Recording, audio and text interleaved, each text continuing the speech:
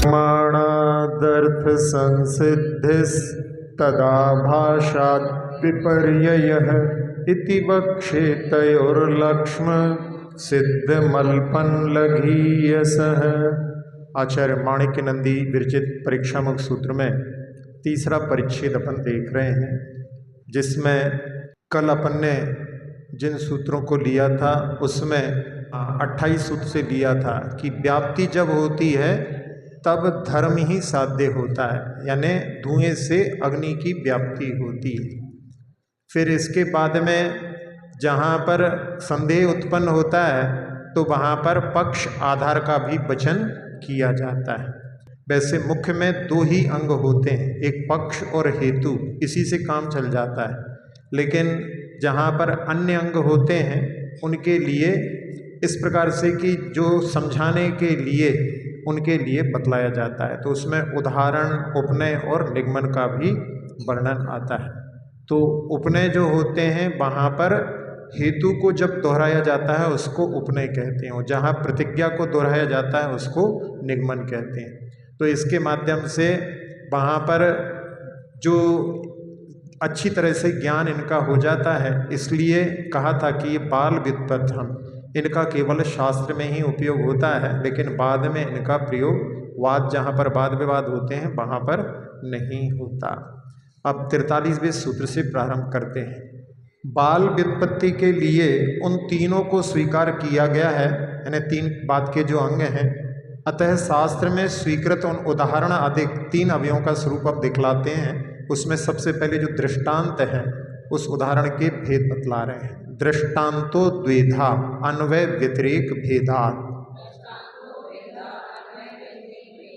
हाँ, अब उसमें अन्वय और व्यतिरेक के भेद से दृष्टांत 2 प्रकार के होते हैं। तो जहाँ बाल बुद्धि वालों को समझाने के लिए जो दृष्टांत, उपनय और निगमन, इन 3 अवयव शास्त्रों में उपयोग होता है, तो सबसे पहले दृष्टांत के लिए बतला रहे हैं कि एक होता है अन्वय दृष्टांत, जिसको साधर्म दृष्टांत कहते हैं, और दूसरा होता है व्यतिरेक दृष्टांत, जिसको वैधर्म दृष्टांत कहते हैं। अब इनको आगे स्वयं समझा रहे हैं आचार्य महाराज। अन्वय दृष्टांत का लक्षण क्या है? साध्य व्याप्तम साधनम यत्र प्रदर्शते सोन्वय दृष्टान्तः।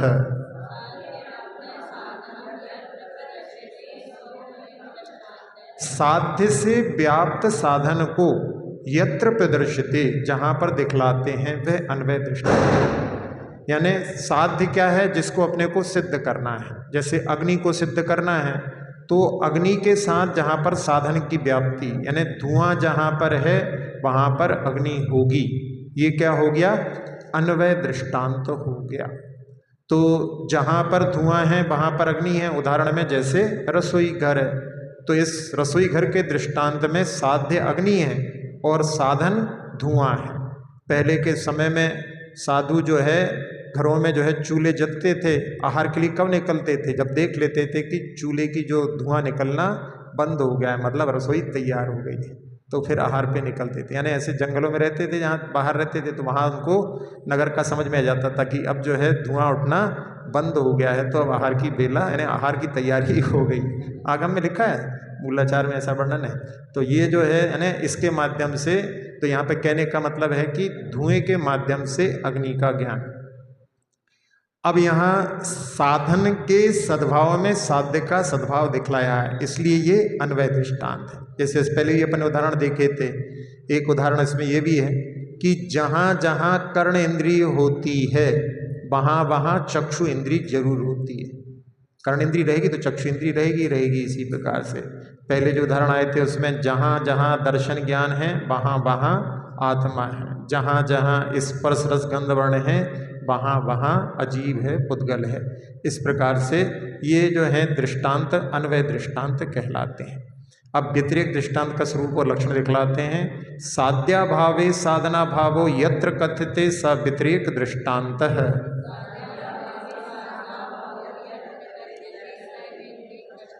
हाँ, जहाँ पर साध्य के अभाव में साधन का अभाव कहा जाता है वह व्यतिरेक दृष्टांत है।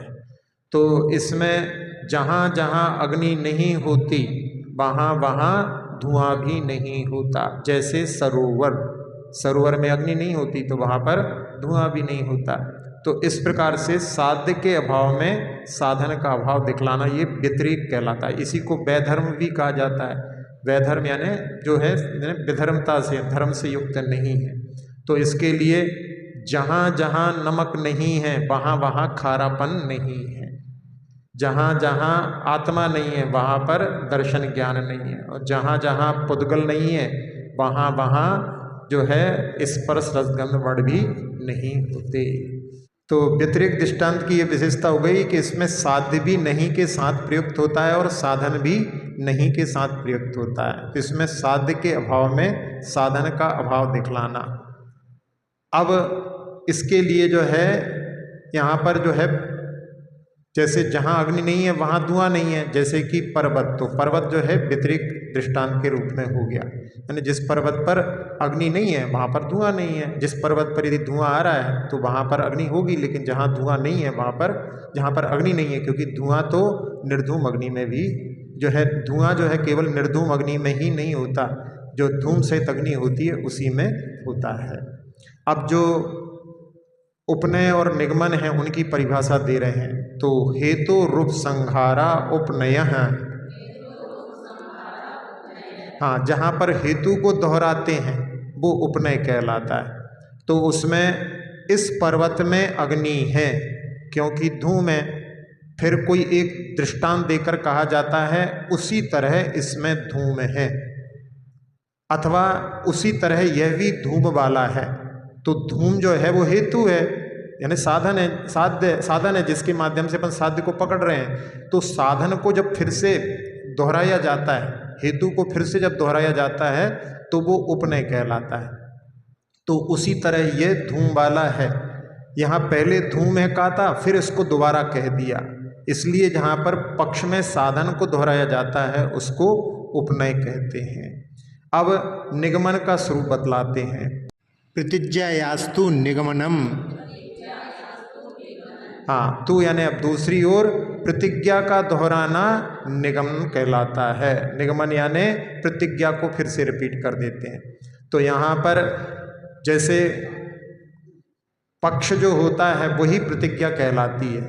तो जिससे प्रारंभ करते हैं, जिसको सिद्ध करना चाहते हैं, जैसे गणित में होता है प्रतिज्ञा की जाती है टू प्रूव दैट, इसको सिद्ध करो ऐसा करके, और फिर अंत में कंक्लूजन हैंस प्रूव्ड ऐसा लिखा जाता है, तो वो निष्कर्ष में। तो उसी प्रकार से यहाँ पर, तो वहाँ पर जो है पहले यह पर्वत अग्नि वाला है, क्यों? क्योंकि धूम होने के कारण में।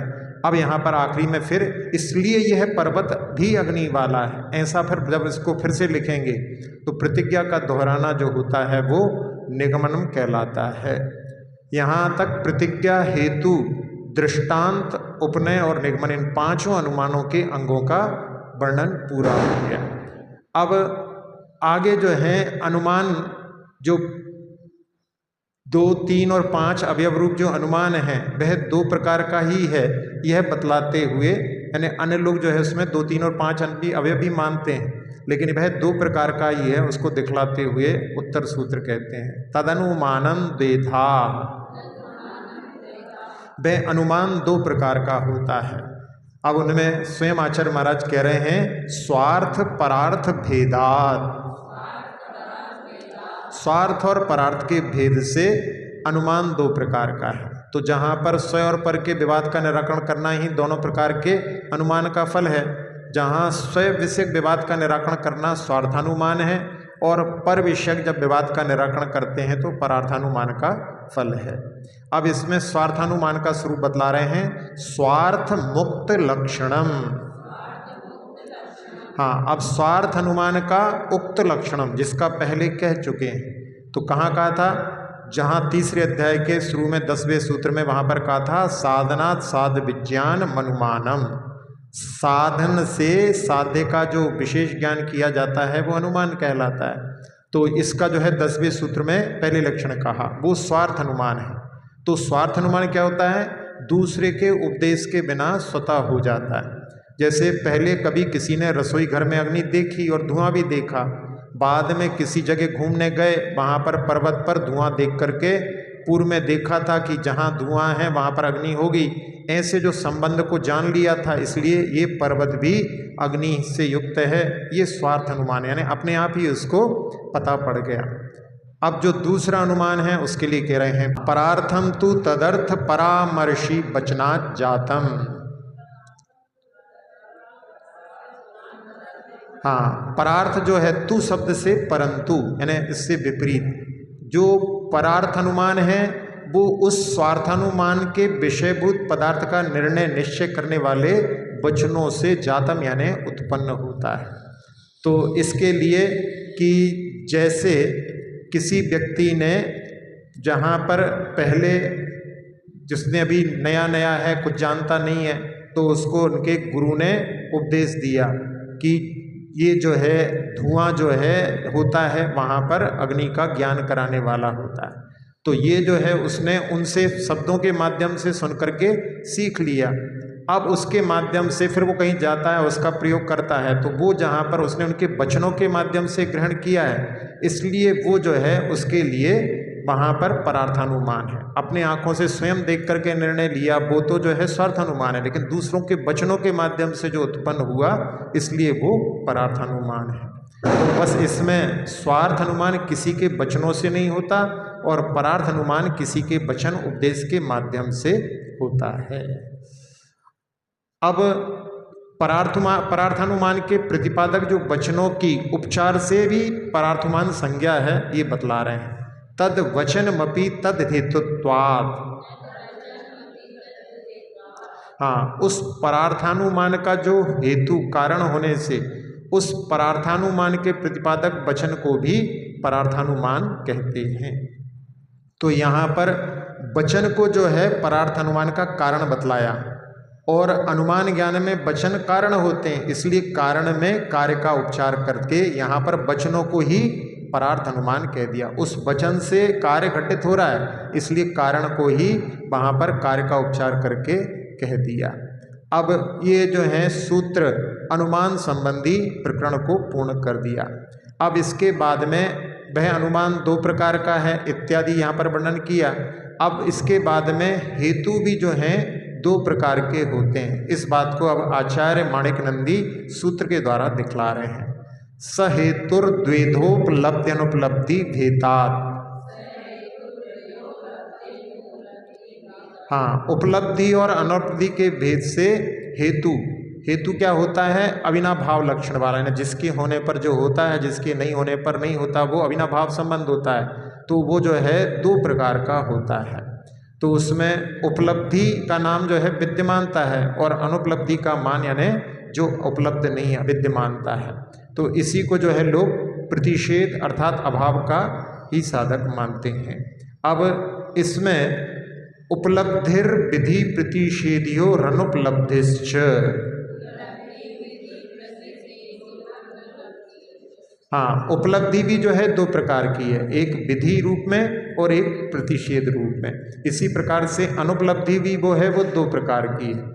तो उसमें भी विधि और प्रतिषेध के हिसाब से भेद हो जाता है, जिसमें अविरुद्ध उपलब्धि विधि का साधक है और जो दूसरी विरुद्ध उपलब्धि है यानी जो जिसमें कार्य घटित होना चाहिए उससे विपरीत कार्य घटित हो रहा है। जैसे जहाँ तालाब है, अब तालाब में वहाँ पर धुएं की जगह धुआं नहीं है, मतलब तो विरुद्ध उपलब्धि हो गई। इस प्रकार से वो प्रतिषेध का साधक हो जाता है।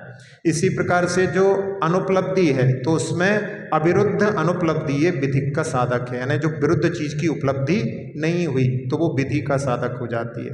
और विरुद्ध की अनुपलब्धि ये जो है प्रतिषेध का साधक हो जाती है। इस प्रकार से इनके जो है भेदों को जब अपन उदाहरण सहित पढ़ेंगे तब इनका जो है स्पष्टीकरण होगा। अब इनके 6 भेद होते हैं, उनको बतलाते हुए पहले अविरुद्ध उपलब्धि के भेद बता रहे हैं।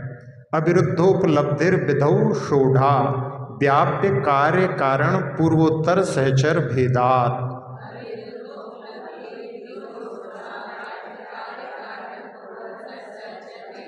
हाँ, विधौ यानी विधि सिद्ध करने की दशा में अविरुद्ध उपलब्धि उसमें व्याप्य फिर कार्य, कारण और पूर्वचर और उत्तरचर और सहचर के भेद से 6 प्रकार के इसके भेद बनते हैं। अब इनमें जो बौद्ध लोग हैं उनके यहाँ पर कारण को जो है नहीं मानते, तो उसके लिए यहाँ पर उसको सिद्ध करने के लिए कहते हैं रसादिक सामग्र्यनुमानेन रूपानुमान मिच्छति रिष्टमेव किंचित कारणम हेतुर यत्र सामर्थ्या प्रतिबंध कारणांतरा वैकल्ये।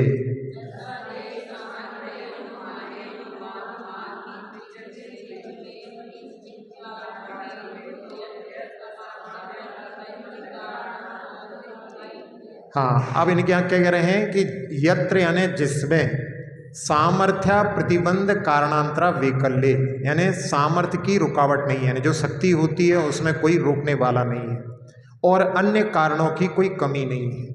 तो जैसे घट बनाते हैं तो उस समय में कील आदि को जो है, कील पर जो है चाकू घुमा रहे हैं तो वहाँ पर उसको घुमाने के लिए वहाँ पर उसमें कोई रुकावट नहीं है, वो चक्र घूम रहा है। और अन्य जो है चक्र आदि को घुमाने के लिए दंडे आदि की भी कोई कारणों की कमी नहीं है। तो ऐसी सब चीज़ों की उपलब्धि है। फिर उसमें रसात एक सामग्री अनुमान, यानी रस से एक सामग्री के अनुमान द्वारा रूप का अनुमान करना, ऐसे चाहने वाले बौद्धों के द्वारा किंचित कारणम कोई विशिष्ट कारण हेतु इष्ट एव यानी स्वीकार किया ही गया है। उनके यहाँ पर हेतु को स्वीकार नहीं करते, लेकिन यहाँ पर कह रहे हैं। तो उसमें क्या है कि बौद्ध लोग केवल स्वभाव हेतु और कार्य हेतु को ही विधि रूप में मानते हैं, जबकि यहाँ पर 6 भेद बतलाए हैं तो उनमें कारण रूप हेतु भी दिखलाया है। अब उन्हीं के उदाहरण के माध्यम से कि कोई व्यक्ति अंधकार में आम को चखता है तो क्या होता है, उसका मीठा रस का जो स्वाद के प्राप्त होने पर वो विचार करता है कि ये जो है मीठा लग रहा है, इसका मतलब आम पीला होना चाहिए। तो इस प्रकार से बौद्धों ने रस से एक सामग्री के अनुमान द्वारा रूप का अनुमान करते हैं, इसलिए उनकी मान्यता से ये सिद्ध होता है कि उन्होंने भी कारण रूप हेतु को माना है। इसलिए वे कह नहीं सकते कि विधि उपलब्धि में कारण रूप हेतु नहीं होता। तो यहाँ पर जो उन्हीं के उदाहरण के माध्यम से जो नहीं मानते हैं उसकी सिद्धि उन्हीं के उदाहरण के माध्यम से की है।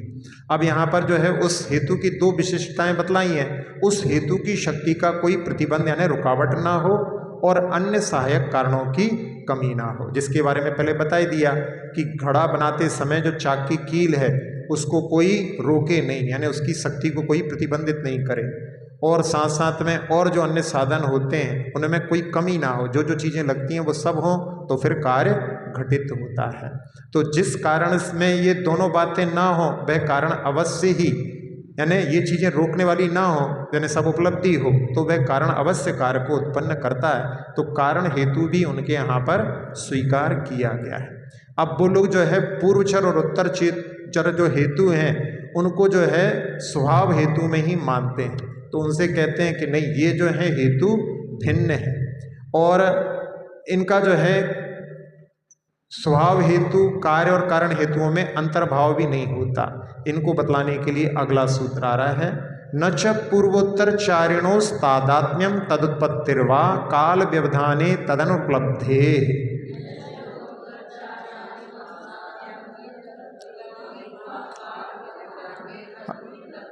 क्या कह रहे हैं, पूर्वोत्तर चारिणों, पहले बतलाया था आपको पूर्वचार और उत्तरचर। तो पूर्वचर जैसे आज सोमवार है, कल जो है रविवार था, आगे जो है मंगलवार होगा, तो इसमें पूर्वचर और उत्तरचर इन हेतुओं को साध्य के साथ तादात्म्य संबंध, तादात्म्य क्या होता है, एक साथ में, जैसे अग्नि के साथ में उष्णता का संबंध तादात्म्य है। तो ये दोनों जो हैं, अब दोनों जो हैं आगे पीछे हैं, इनका कोई संबंध नहीं है, तो तादात्म्य संबंध भी नहीं है और तदुत्पत्ति भी संबंध नहीं है। तदुत्पत्ति संबंध कैसा होता है, जैसे मिट्टी से घड़ा बनता है, तो मिट्टी से घड़ा का बिल्कुल उत्पत्ति संबंध साथ साथ में है, लेकिन यहाँ पूर्वचर और उत्तरचर हेतु जो हैं इनका आपस में कोई ना तो तादात्म्य संबंध है और ना तदुत्पत्ति संबंध है। क्यों? क्योंकि काल व्यवधान है, काल का व्यवधान है, इसलिए तदनुपलब्धि, उन दोनों संबंधों की साध्य के साथ उपलब्धि नहीं होती। तो यहाँ पर उसके लिए कि बौद्ध लोग जो पूर्वचर और उत्तरचर हेतु भिन्न नहीं मानते, वह मानते हैं कि स्वभाव हेतु में ही इनका अंतर्भाव हो जाता है। तो बौद्ध लोग विधि में स्वभाव हेतु और कार्य हेतु दो ही मानते हैं। इसी धारणा का खंडन करते हुए कह रहे हैं कि ये पूर्वचर और उत्तरचर दोनों हेतु भिन्न भिन्न हैं, क्योंकि इनमें ना तो तादात्म्य संबंध है और ना तदुत्पत्ति संबंध है। तो ऐसा कह करके जहाँ पर तादात्म्य संबंध नहीं है, ऐसा जब उनसे कहा बुद्धों के द्वारा, तो उनके मान जो स्वभाव हेतु में इनका अंतर्भाव नहीं होता। अब यहाँ पर इसके लिए जो है कि तदुत्पत्ति संबंध भी नहीं है, ऐसा कह करके कार्य हेतु में भी अंतर्भाव नहीं होता, क्योंकि उससे उत्पत्ति होती है तो वो कार्य होता है। तो इस प्रकार से वहाँ पर दोनों को निषेध कर दिया। अब इसमें जहाँ पहले हमने समझाया था कि जो अभिन्न पदार्थ होते हैं उनमें ही गुण गुणी का जो संबंध होता है वो तादात्म्य संबंध है। जैसे आत्मा का ज्ञान से जो संबंध है, पुद्गल का जो है स्पर्श रूप रस से संबंध है, अग्नि का उष्णता से संबंध है, और एक पदार्थ से दूसरे पदार्थ की उत्पत्ति जो होती है वो तदुत्पत्ति कहलाता है। जैसे बताया मिट्टी से घड़ी का बनना, अग्नि से भोजन पकना आदि। तो इस प्रकार से उन दोनों चीज़ों में ये संबंध नहीं होने के कारण में तो उनके यहाँ पर जो पूर्वचर उत्तरचर हेतु इनका अपन इन दोनों में जो गर्भित नहीं होने से इनमें क्योंकि काल का व्यवधान है, काल इनमें नहीं है और तादात्म्य और तदुत्पत्ति भी नहीं है, इसलिए अब यहाँ पर जो है एक उदाहरण जो कि अभी आगे बार बार आएगा, उसमें एक मुहूर्त के बाद में रोहिणी नक्षत्र का उदय होगा, क्योंकि अभी कृतिका नक्षत्र का उदय चल रहा है। यह पूर्वचर हेतु का उदाहरण है, क्योंकि यहाँ अंतर्मुहूर्त काल का व्यवधान है। इस तदुत्पत्ति हेतु में गर्भित नहीं कर सकते, क्योंकि तदुत्पत्ति में काल का व्यवधान नहीं होता। यानी मिट्टी से घड़ा बन रही है तो वहाँ पर उनमें काल का व्यवधान नहीं होता, मिट्टी के लोंदे को ही उसके बाद में ही वो घड़े के रूप में परिवर्तित होती है। इसी प्रकार से जो दूसरा दिया था कि कल रविवार था, आज सोमवार होने से इसमें भी क्या है, 24 घंटे काल का व्यवधान है।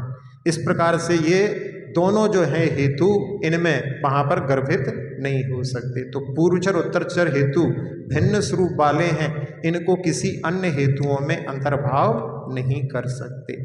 अब यहाँ पर बौद्ध लोग कहते हैं कि काल के व्यवधान में भी कारण कार्य भाव देखा जाता है। आपने बताया कि इन दोनों के बीच में 24 घंटे का अंतर है दिन के इसमें, और इसके लिए वो एक कह रहे हैं कि सूत्र के माध्यम से भाव व्यतीतयोर मरण जागृत बोधयोरपि नारिष्टोद्बोधो प्रति हेतुत्वम।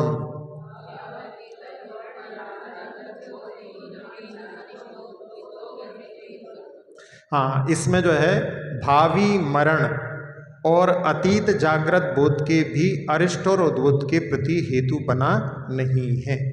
तो बौद्धों का ऐसा कहना है कि जब रात में सोते समय का जो ज्ञान है, अपन सोते समय में जो अपना ज्ञान चल रहा है, प्रातः काल में भी वो ज्ञान में कारण होता है।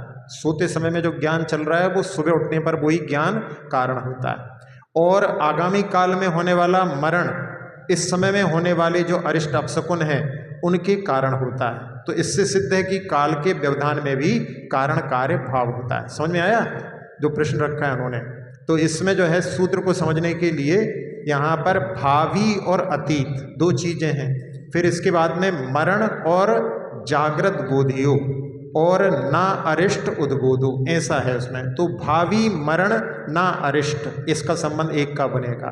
तो भावी काल में होने वाला मरण में अरिष्ट कारण नहीं है। अब उसमें क्या है कि जैसे कोई व्यक्ति निकला, बिल्ली रास्ता काट गई।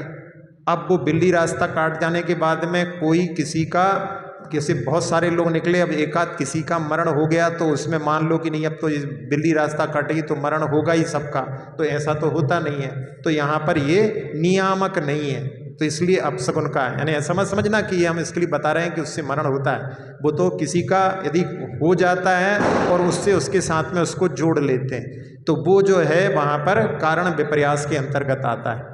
तो इसलिए यहाँ पर क्या कह रहे हैं कि इसमें कोई नियामकता तो नहीं है कि वहाँ पर यदि वो ऐसा हुआ है तो वो कार्य घटित होगा।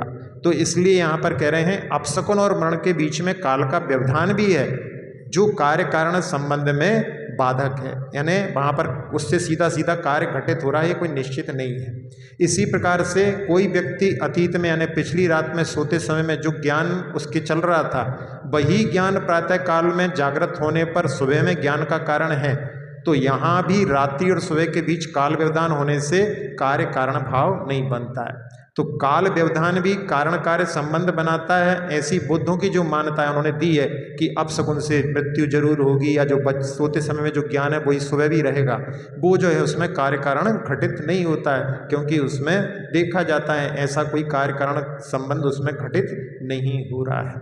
फिर उसमें जो घटित होता है उसके लिए कह रहे हैं तद व्यापार आश्रितम ही तद्भाव भावित्वम। हाँ, उसमें कह रहे हैं कारण के सद्भाव में कार्य का होना तद्भाव भावित्य कहलाता है। तो जो पिछले सूत्र में बताया गया था उदाहरण में कि कारण के व्यापार के आश्रित कार्य नहीं हुआ, इसलिए उसमें कार्य कारण संबंध नहीं है। यदि उसमें सीधा सीधा कार्य कारण का संबंध होता तो वो जो है स्वीकार कर लेते, लेकिन उसमें कोई कार्य कारण संबंध घटित नहीं हो रहा है, इसलिए उसको निषेध कर दिया।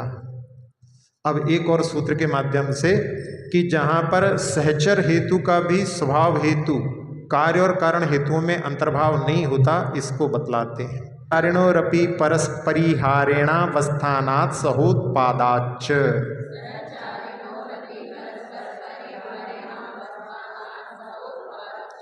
हाँ, सहचारी एक साथ में होने वाले जो होते हैं वो सहचारी कहते हैं। जैसे गाय के सींग होते हैं, एक साथ में दो होते हैं, लेकिन परस्पर के परिहार से अवस्थित रहने से सहचर हेतु का स्वभाव हेतु में अंतर्भाव नहीं हो सकता।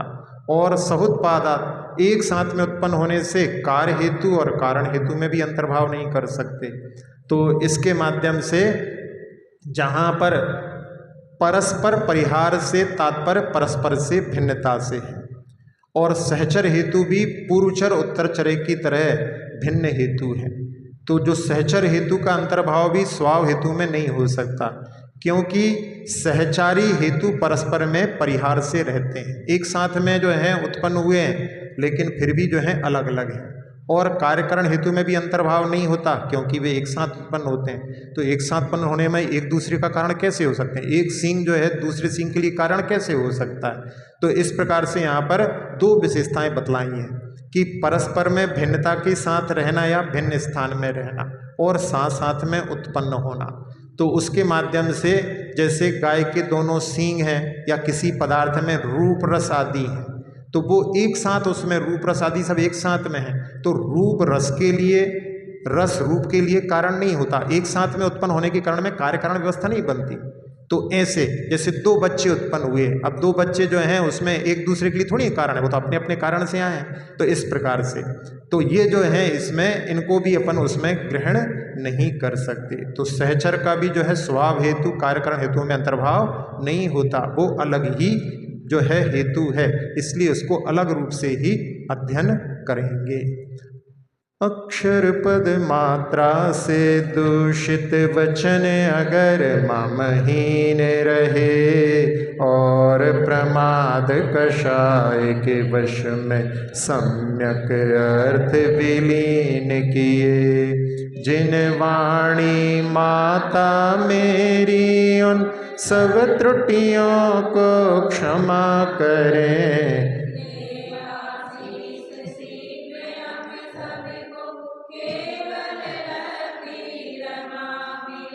प्राप्त हमें हो बोधि समाधि परिणामों की शुद्धि हो,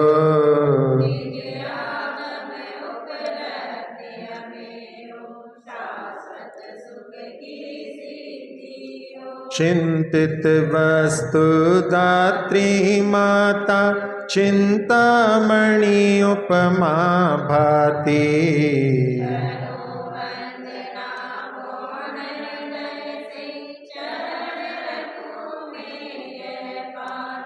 कर जिन वाणी स्तुति तन की ममता टारी,